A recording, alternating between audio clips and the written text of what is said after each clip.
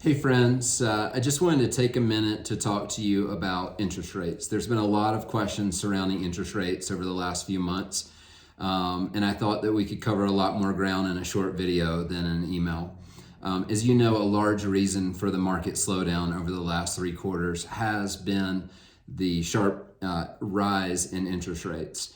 Part of that is because buyers perceive that they have less purchasing power with a higher rate. And also sellers are reluctant to sell because they're reluctant to walk away from a historically low interest rate that they might have gotten in the last 5 years.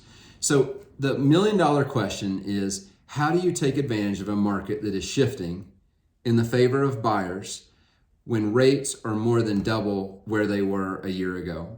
I think one of the keys to that is timing.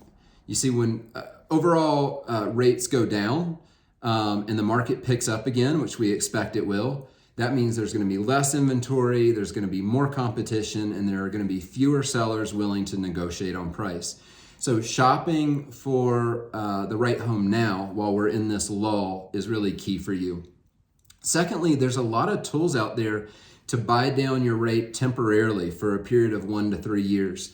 An example of this, and there's a lot of them out there, but it is a 3-2-1 mortgage. So for instance, the first year, your rate goes down 3% from where it is now. The second year, 2 points, 2%. And then the third year, 1 point.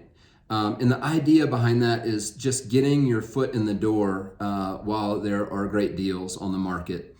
Third, if you're an expert broker, such as myself, take advantage of this opportunity to have your broker negotiate buy down the rate permanently for even a 30-year loan. And the way that we do that oftentimes is we negotiate with the seller to help you pay down that rate. If you think about it, in the Jackson Hole market, $50,000 or even $100,000 is not a significant amount of money if we're just talking about a price reduction.